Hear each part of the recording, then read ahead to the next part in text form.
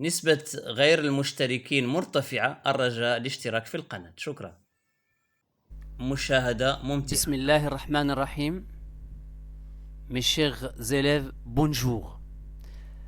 Aujourd'hui, on va étudier la séance numéro 11. Bien sûr, cette séance va traiter le devenir de TH2. Le TH2, comme on a déjà vu, le TH2 c'est NaDH+ et FADH2. Bien sûr, TH2 ce sont des transporteurs des électrons et des protons. Voilà. Donc ce T soit NAD ou bien FAD. L'essentiel qu'ils transportent des électrons et des protons, et ce sont des molécules énergétiques riches en énergie. Bien sûr, donc on va voir ça par la suite. Le NADH+ va donner 3 molécules d'ATP et le FADH2 va donner 2 molécules d'ATP. On va voir le devenir de TH2, NADH+ et FADH2. Bien sûr, ces transporteurs d'électrons TH2 ont pour origine, donc ils sont libérés au plusieurs niveaux de la cellule. Donc pour le NADH+, donc comme on a déjà vu qu'il est libéré au niveau de l'hyaloplasme lors de la glycolyse. Il y a libération de 2 molécules de NADH+. Et par la suite, donc pour ces molécules ont été libérées, comme on a déjà vu la séance précédente, la séance numéro 10, sont libérées au niveau de cycle de Krebs. Voilà, le NADH+ ici, voilà, NADH+ ici, NADH+ lors de l'oxydation ou bien de la dégradation de l'acide pyruvique au niveau de la matrice mitochondriale, au niveau du cycle de Krebs. Le FADH2 est libéré au niveau du cycle de Krebs. Bien sûr, ces composés vont donner par la suite, vont être utilisés par la suite pour synthétiser pour libérer ou bien pour se transformer en ATP, pour libérer de l'ATP ou pour produire de l'ATP. Ok? Alors, revenons à notre séance ici. Donc, le titre de notre séance, c'est le devenir de TH2. Voilà, donc on va étudier quelques données expérimentaux. Quelques données expérimentales, pardon. Donc, la première donnée expérimentale, regardez mes chers élèves, on réalise l'expérience illustrée par la figure 1. La voilà. L'expérience. On place une suspension de mitochondries dans un milieu dépourvu d'oxygène et contenant des TH2, c'est-à-dire les donneurs d'électrons et de protons H+. On suit l'évolution de la concentration de H+ dans le milieu avant et après l'injection d'une solution riche en oxygène. Les résultats sont présentés par le graphe. Le voilà, donc le graphe ou le graphique ou bien le diagramme à courbe. Donc dans la figure numéro 2. La première question, décrivez et interprétez l'évolution de la concentration de H+ dans le milieu avant et après l'injection d'oxygène.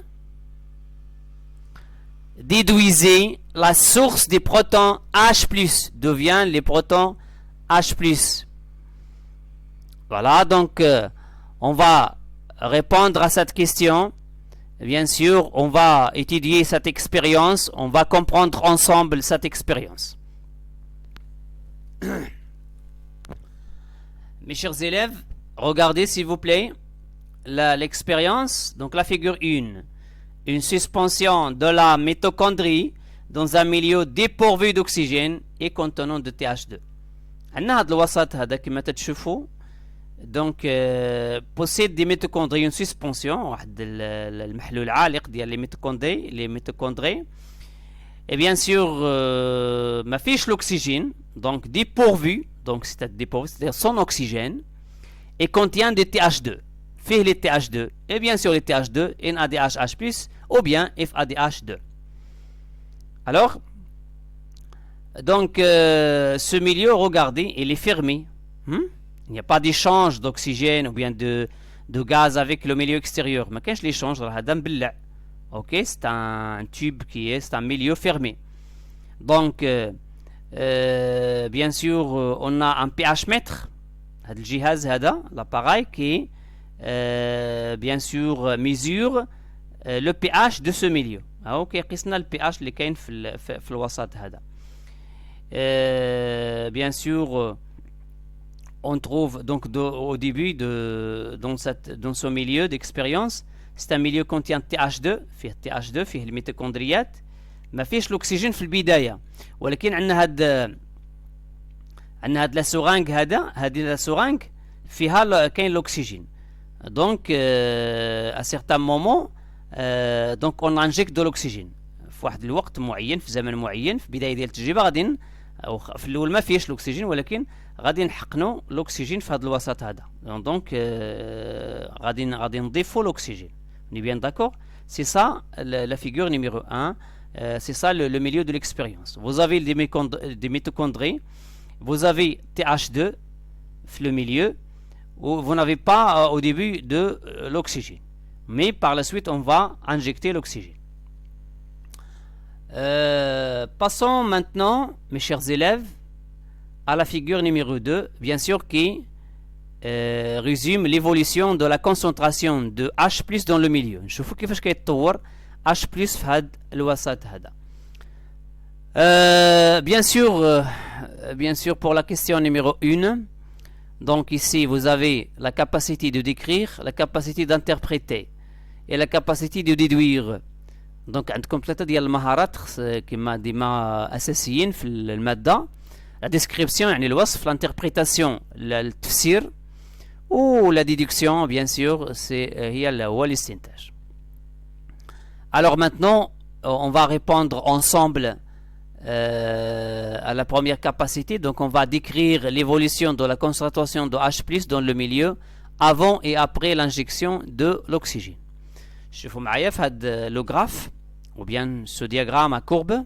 Regardez mes chers élèves, dans l'axe des ordonnées, on a la concentration de H+, en 10 à la puissance moins 9 mol par litre. Ok? Les valeurs, ce sont des concentrations molaires, mol par litre. Pour l'axe des abscisses, qu'est-ce qu'on a? On a le temps, zaman en secondes. Donc, la description d'une courbe. Tout d'abord, on va la fragmenter en intervalles. غادي نحددوا les intervalles ديال التغيرات اللي كاينين هنايا. Voilà les variations. Donc ici l'événement. دائما نشوفوا الحدث. شنو هو الحدث اللي عندنا هنا l'injection d'oxygène.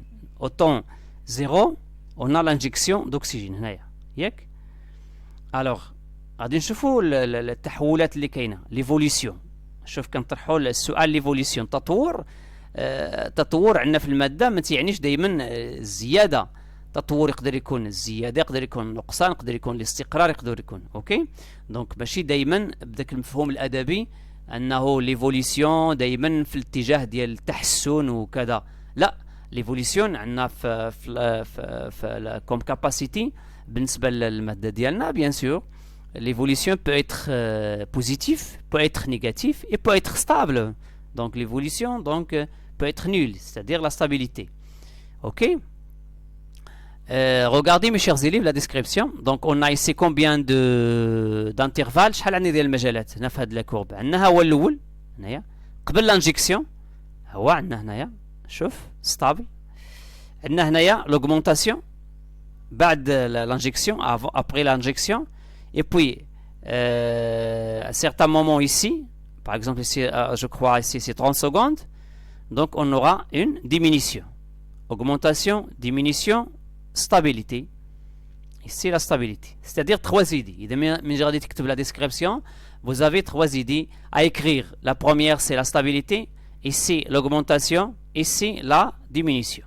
ولكن غادي نحاولوا نكتبوا جمل اللي هما صحاح من الناحيه العلميه ونستعملوا طبعا لي فارياسيون لي فاريون نكتبوه كما ينبغي ماشي نقولوا la courbe augmente, la courbe diminue, la courbe stable ولا هذه. Donc il faut bien préciser les termes qui se trouvent dans la figure. Voilà. Donc la première phrase. Avant l'injection de l'oxygène, avant l'injection de l'oxygène, qu'est-ce qu'on a? La concentration de H+ est nulle. Était nulle, eh bien, il est nul. Après l'injection d'oxygène, qu'est-ce qu'on a? Donc, on a une augmentation de la concentration de H+. Il arrive au bout de 30 secondes à une valeur de 58 10 à la puissance moins 9 mol par litre. دائما من نديروا الوصف نعزوه بالارقام. كاين الارتفاع حتى كتوصل 58 10⁻9 mol par litre. Par la suite, donc ici on aura une diminution. Regarde mes chers élèves, regardez, une diminution progressive de la concentration de H+. Donc il s'annule au bout à peu près de 240 secondes. كتولي تقريبا صفر. إذا درنا الإسقاط تقريبا فهاد الآخر 240 ولا 250 هنا كتولي صفر من جديد. Donc il s'annule. Donc la concentration de H+ s'annule au bout de certain temps. Ici, au bout de peut-être de 240, de 250. Ça nous déroule la projection مزيانة. Ok? Voilà. Ça c'est la description. Vous avez 3 idées. الأستاذ مي غاجي ينقطع على هاد الأفكار بثلاثة. واحدة، جوج، ثلاثة. Donc elles doivent être bien dites, bien précisées. Ça c'est la description. Maintenant on passe à la deuxième capacité. On va interpréter la description. يلا كنوصفوا داكشي اللي كنشوفوا. ولكن l'interprétation on va dire pourquoi. On va répondre à la question pourquoi. علاش كاين هاد l'augmentation, علاش la diminution. Donc on va répondre à la question pourquoi. Mes chers élèves, regardez. Ici, avant l'injection de l'oxygène, bien sûr, la concentration est nulle. Pourquoi on a ici cette concentration est nulle? Puisqu'il n'y a pas d'oxygène. Donc, à partir de ces données-là, bien sûr, l'augmentation, lors de l'injection d'oxygène, on remarque une augmentation de la concentration de H+, ce qui indique que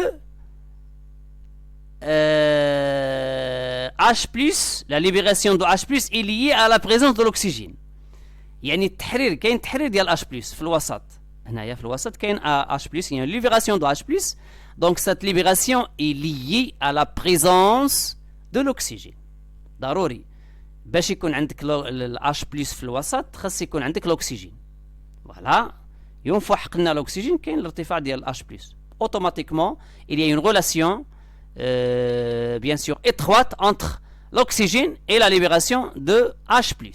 Quelle est la libération de H+. Bien. Ici, par la suite, on a une diminution de la concentration de l'oxygène progressivement. Il s'annule au bout, on peut dire, 300 ou 250 secondes, 240 secondes, donc fad les valeurs radio. Donc il y a une la concentration s'annule de H+. Pourquoi? À votre avis, pourquoi? C'est tout simplement puisque la libération de H+ liée à la présence de l'oxygène. Donc pourquoi il y a l'arrêt de la libération de protons? Parce qu'il n'y a pas d'oxygène. Ça fait. Donc il y a ce qu'on appelle un épuisement de l'oxygène. اذا تقاضى داك الاكسجين اللي كاين نفاذ ديال الاكسجين في الوسط ما كاينش الاكسجين صافي ما غاديش يكون التحرير ديال H+. Donc la libération de H+ est liée automatiquement à la présence de l'oxygène. Pourquoi il y a ici une diminution progressive de la concentration de H+? Parce que la concentration d'oxygène dans le milieu diminue jusqu'à l'épuisement. هذه كتنقص في الوسط. هذا الاكسجين كينقص حتى كيتقاضى. Donc il s'épuise. On dit en français il s'épuise. OK? Bien. Et bien ça c'est l'interprétation. On a interprété bien donc la variation de H+ dans le milieu. Qui dit la variation de H+ dit le pH. Bien sûr, le pH. هذا ملي كنقولوا H+, تنقولوا le pH. لأن ال pH هي la concentration ديال H+. كل ما كانت H+ بزاف كل ما كان عندنا pH acide. يعني pH acide كل ما كان عندنا H+ قليلة كل ما كان عندنا pH basique كيكون قاعدي. OK. Bien. Alors maintenant la déduction. Déduire la source des protons H+. احنا عرفنا بأنه bien sûr ici après l'injection de l'oxygène il y a libération de H+. Bien sûr la structure qui se trouve ici qui peut libérer de H+, c'est la mitochondrie. La mitochondrie libère H+. Mais plus précisément quelle est la source؟ bien sûr la mitochondrie c'est une source. هو المنبع ديالها ولا المصدر ديال H+ هي الميتوكوندري. ولكن بالضبط شكون اللي كيحرر هاد من غادي يجي لنا H+ في الميتوكوندري؟ bien sûr c'est cette molécule TH2 qu'on a mis dans le milieu. C'est TH2 qui s'oxyde de nouveau. يعني كتوقع لها الاكسده من جديد. هذيك TH2 في الميتوكوندري طبعا. وباش توقع لها لا ريوكسيداسيون c'est-à-dire الاكسده من جديد. Une réoxydation et nécessite quoi? La présence de l'oxygène. Ça l'oxygène. باش توقع TH2 donc s'oxyde pour donner bien sûr des protons, pour donner des protons H+ et bien sûr des électrons. OK? Donc la source des protons H+, c'est la molécule TH2 au niveau de la mitochondrie. Il s'oxyde pour donner des protons bien sûr H+ et pour donner encore des électrons qu'on va voir par la suite. Voilà, on a répondu d'une manière, je crois, convenable à cette question. Lisons ensemble une réponse type. غادي نشوف واحد الجواب اللي هو طبعا كمثال الأجوبة اللي يمكن نقدمه. Donc dans cette première question, regardez mes chers élèves, donc la première question, la description et interprétation. Tout d'abord la description. Avant l'injection de dioxygène O2, la concentration en H+ dans le milieu était nulle. Voilà la première phrase. La deuxième phrase, après l'injection d'oxygène, la concentration de protons H+ augmente dans le milieu externe des mitochondries jusqu'à la valeur de 58 10 à la puissance moins 9 mol par litre. C'est-à-dire que le pH diminue. Ici, je fais une description. Maintenant, j'interprète. Indiquant, من كندير هذه الكلمة هذه indiquant يعني كنشرح ولا كنشرح ولا كنفسر. Indiquant la libération de protons par les mitochondries. OK? Maintenant, la troisième phrase. La concentration de protons diminue progressivement dans le milieu externe jusqu'à ce qu'elle s'annule après environ, je mets le terme environ ما كانش عندي داك الشيء بريسي مزيان ما درتش الاسقاط مزيان ما درتش لا بروجيكسيون environ كنكتب هذه الكلمه environ 240 secondes. ce qui indique voilà هنا كنشرح كنفسر ce qui indique هذه الكلمه هذا التعبير هذا donc il indique l'interprétation. Ce qui indique le retour des protons à l'intérieur des mitochondries après l'épuisement de dioxygène du milieu. فين مشاو هذوك لي H+ رجعوا للميتوكوندري حيث انه ما كاينش l'oxygène, كاين l'épuisement de l'oxygène. Voilà, ça c'est la description. Voilà, j'ai fait la description et l'interprétation. Maintenant la déduction. La déduction bien sûr c'est précisément on va déduire la source de ces protons. Bien sûr, la source c'est la mitochondrie, mais plus précisément c'est la molécule TH2. Pardon. Je mets cette flèche, je remets cette flèche à sa place. Je reviens. Alors, la déduction. La source de ces protons est un donneur d'électrons et de protons, c'est le TH2. Oxydé en présence d'oxygène après avoir pénétré dans la mitochondrie, en T+, avec libération des protons H+, et d'électrons, selon la réaction d'oxydation suivante. TH2, il s'oxyde pour donner T+, donc c'est la forme oxydée, avec libération de 2 protons H+, 2 H+, plus 2 électrons. Voilà. C'est ça la source des protons qu'on trouve, bien sûr, dans notre expérience, notre figure ici. Donc, les protons qu'on trouve après l'injection de l'oxygène. L'essentiel ديال هادشي كله أنه la libération de H+, راه جاي من TH2. ياك؟ جاي من TH2 يعني NADH+ ولا FADH2. ياك؟ واحد من هادو. هو اللي كيعطي البروتونات H+ كيتوقع له الأكسدة. ولكن ديك الأكسدة اللي أساسي فيها أنه ضروري خص يكون حاضر الأكسجين. وفين كيتم هاد الشيء هاد الأكسدة لا ريوكسيداسيون il se fait au niveau des mitochondries. Mais on ne sait pas où précisément. نشوفوا بالضبط فين كيوقع هاد الشيء بالضبط في la mitochondrie. OK? Mes chers élèves, on passe maintenant à la deuxième donnée. Les figures 3 et 4 montrent le devenir des électrons et des protons H+, cédés par les transporteurs réduits. TH2, bien sûr NADH plus H+, et FADH2. Au niveau de la chaîne respiratoire, constituée des transporteurs T1, T2, T3, T4, T5, T6. La deuxième question, décrivez le déroulement de la chaîne respiratoire en précisant les rôles des protéines, c'est-à-dire les complexes enzymatiques qui la constituent à partir des données des figures 3 et 4. La troisième question, définissez les termes suivants, la chaîne respiratoire et l'oxydation respiratoire. Voilà, passons maintenant à la figure 3, puis à la figure 4. Bien sûr, ici pour les capacités mentionnées dans ces deux questions. Ici, c'est la description. Toujours, ici, c'est la définition. Voilà, la description et la définition. Deux capacités qu'on va, bien sûr, illustrer dans notre, bien sûr, étude de la deuxième donnée. Voilà. Maintenant, pour la figure 3. Regardez, mes chers élèves.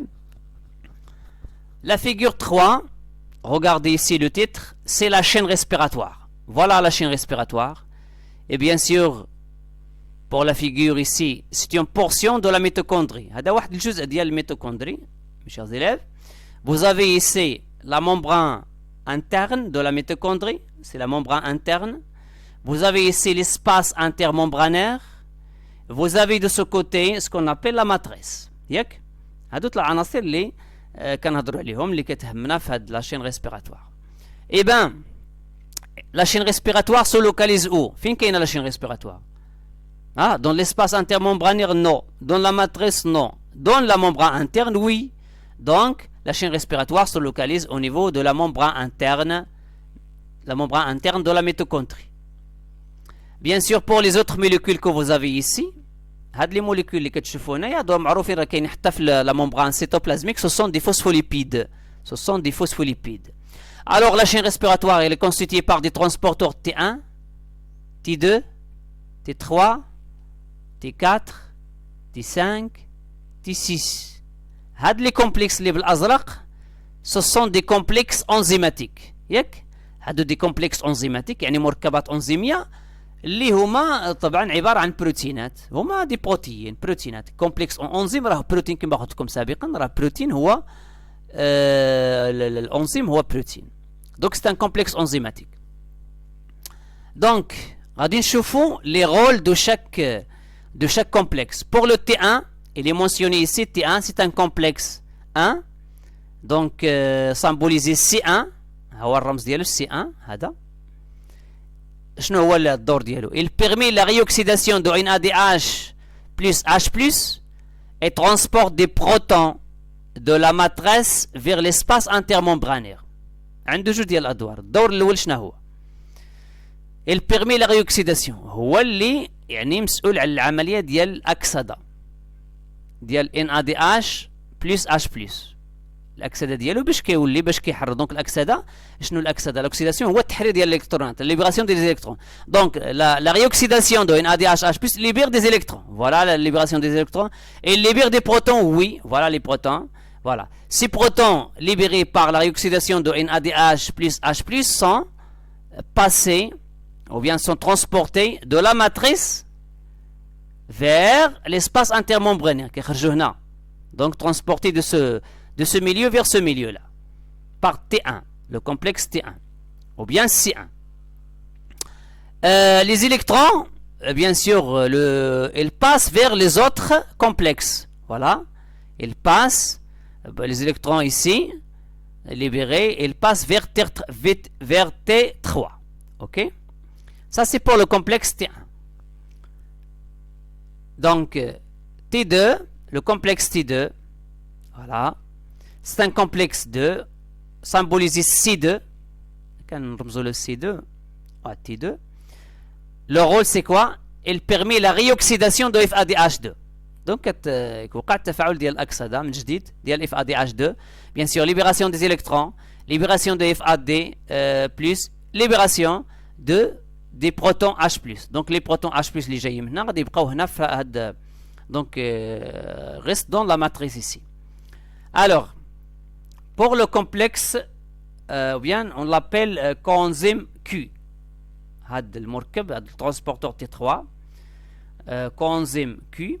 Elle transporte les électrons depuis le complexe 1 et le complexe 2 vers le complexe 3. Donc le complexe 3 بالنسبة لنا هو هذا، هو T4. احنا رمزنا له T4، transporteur T4، ولكن نقدروا نسميوه le complexe C3. C3. OK? Donc le coenzyme Q ou bien le transporteur 3, le transporteur d'électrons numéro 3, il transporte les électrons du complexe 1, le complexe 1, et du complexe 2 vers les électrons qui يمشيو le complexe 3, le complexe 3 ou bien T4. Et bien sûr, voilà, donc ce complexe, c'est le complexe T4. Voilà le T4, pardon, c'est le complexe T, c'est le complexe C3. Voilà qu'un transporteur T4. T4 c'est un complexe 3, C3, le rôle de celui-là. Elle transporte les électrons vers le cytochrome C, avec le cytochrome C et T5, et les protons de la matrice vers l'espace intermembranaire. عنده جوج الادوار عاوتاني. Donc كينقل البروتونات من الماتريس vers l'espace intermembranaire وتنقل les électrons vers le T5. Ici, donc c'est le cytochrome C. Voilà le cytochrome C. Le cytochrome C, bien sûr, transporte les électrons, voilà, et le cytochrome C transporte les électrons depuis le complexe 3 vers le complexe 4. Donc il transporte les électrons du complexe 3 vers le complexe 4. Le complexe 4, bien sûr, pour le complexe 4, c'est-à-dire T6, symbolisé C4, transporte des protons de la matrice vers l'espace intermembranaire. الدور ديالو هو تينقل البروتونات من la matrice l'espace intermembranaire. Et bien sûr, en plus de ça, donc le dernier accepteur d'électrons, هاد الالكترون اللي تيتنقلوا في هاد لاشين، هذه هي اللي كنسميوها لاشين ريسبيراتوار. الالكترون الاخر شكون اللي كيكتسبوا؟ دونك l'accepteur final c'est l'oxygène. L'oxygène, bien sûr, avec des protons H+, se transforme en molécule d'eau. Voilà. كيفاش كيتم الانتاج ديال الماء وكيستهلك الاكسجين في التنفس. C'est la respiration, mes chers élèves. Voilà, c'est au niveau de la chaîne respiratoire, au niveau de la membrane interne mitochondriale. Et vous avez ici ce qu'on appelle une réduction, réaction de réduction. Il y a donc l'oxygène ici qui accepte des électrons avec des protons dans la molécule d'eau. Donc ici on a le couple O2H2O. Ok. Pour les réactions ici au niveau de la chaîne respiratoire, de la membrane interne mitochondriale, les réactions ce sont des réactions d'oxydoréduction. يعني كاين اكسده اختزال. Donc, l'accepteur final, c'est l'oxygène qui va se transformer en molécule, qui va produire la molécule d'eau avec des protons H+, et avec 2 électrons. Ok? Bien sûr, si je vous demande maintenant de faire une définition pour la chaîne respiratoire, ce sont c'est une chaîne de transport d'électrons et de protons.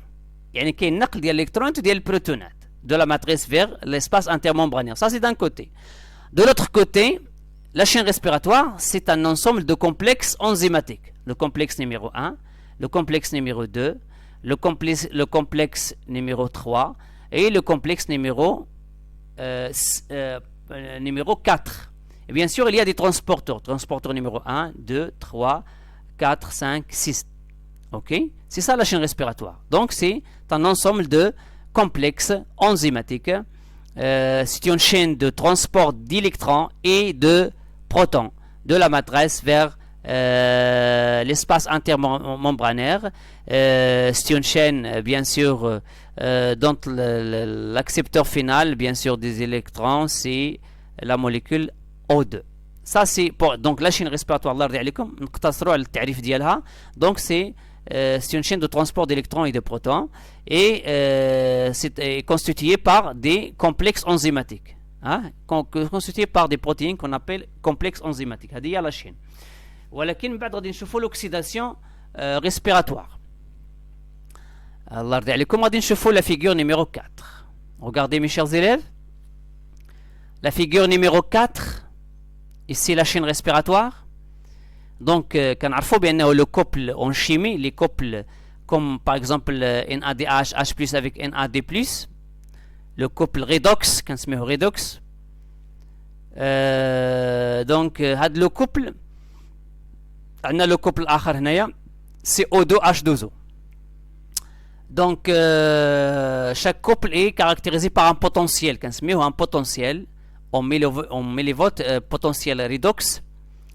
Bien sûr, le transport des électrons se fait d'une manière spontanée d'un potentiel redox inférieur vers un potentiel supérieur. Donc ici le flux est spontané. Donc النقل ديال الالكترونات ولا التدفق ديال الالكترونات كيتم بشكل تلقائي من واحد المزدوجه اللي هي redox voilà avec un potentiel négatif ici faible vers un potentiel élevé. Ok? Donc le passage d'électrons ou bien le flux d'électrons se fait d'une manière spontanée. Et bien sûr ce flux spontané des électrons libère de l'énergie. هذا النقل ديال بهذه الطريقه هذه من واحد البوتنسيال ضعيف بوتنسيال كبير كيحرر واحد الطاقه. ديك الطاقه راها مهمه كتستعمل في العمليه ديال النقل ديال البروتونات من من الماتريس. هذا النقل ديال البروتونات من الماتريس l'espace intermembranaire nécessite de l'énergie اللي كتحرر هنايا كتستعمل في عمليه ديال النقل ديال البروتونات من لا ماتريس l'espace intermembranaire. Voilà. Donc ici c'est le premier donneur d'électrons c'est NADH+, NAD+. Une fois كتوقع la réoxydation de NADH+, كيحرر الالكترونات كيمشيو في la chaîne dans une série de réactions d'oxydoréduction jusqu'à l'accepteur final d'électrons et de protons. Bien sûr c'est O2. كينقل هاد طبعا كيكتسب هاد les électrons avec des protons H+ dans la molécule d'eau.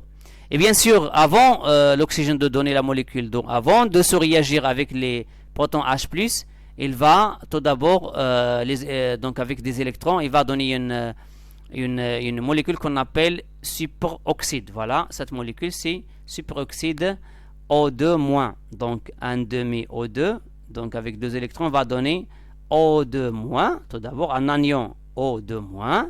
O2-, il va se réagir avec des protons H+, pour donner la molécule d'eau, bien sûr, à la fin. Ok? Je crois que c'est clair. Maintenant, pour donc l'oxydation, la définition de l'oxydation, c'est quoi? Donc, l'oxydation, bien sûr, c'est ce flux, voilà, c'est ce flux d'électrons et de protons depuis NADH H+. هذاك التدفق ديال الالكترونات والبروتونات من NADH حتى le couple O2 H2O, on appelle ça oxydation respiratoire. Oxydation respiratoire.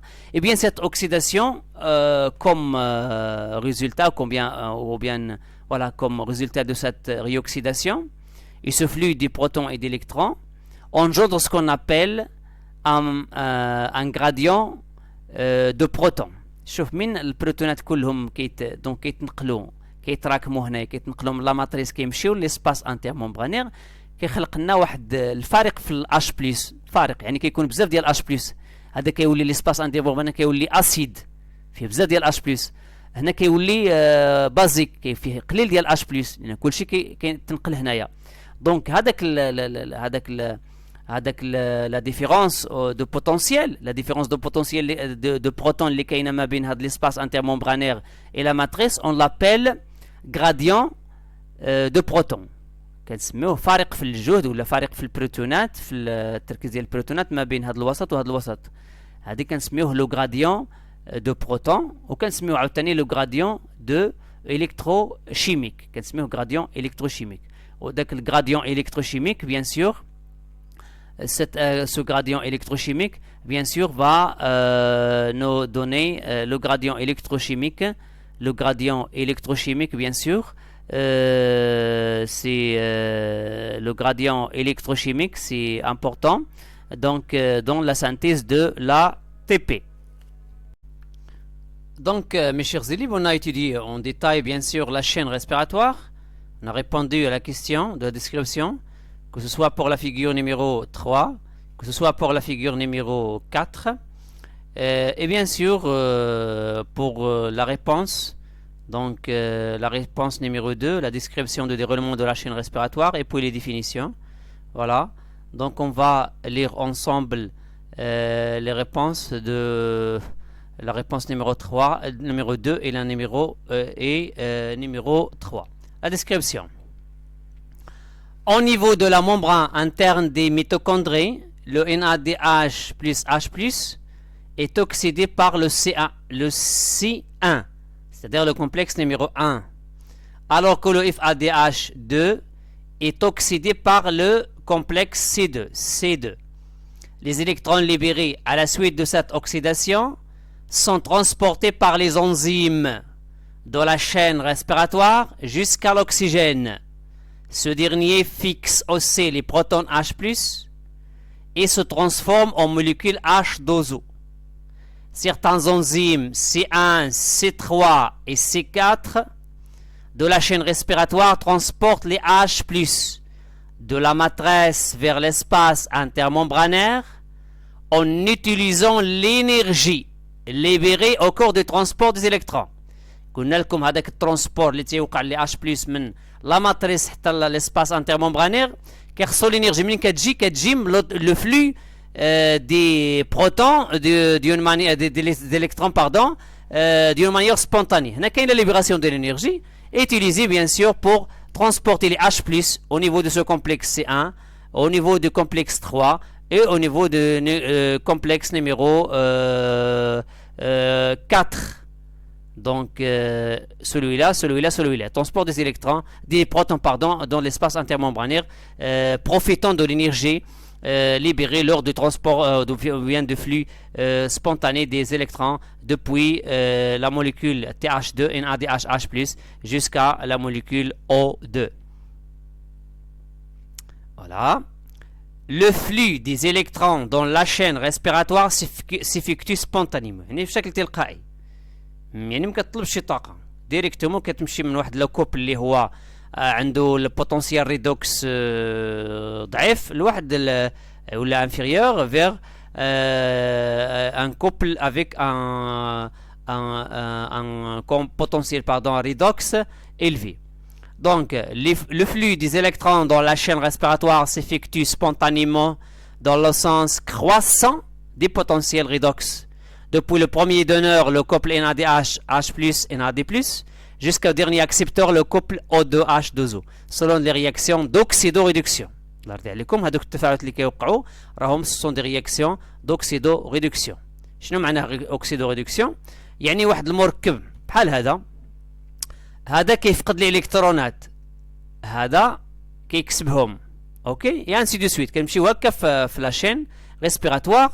ها انت مثلا هذا فقد الالكترونات، فين كيمشيو للتي 1.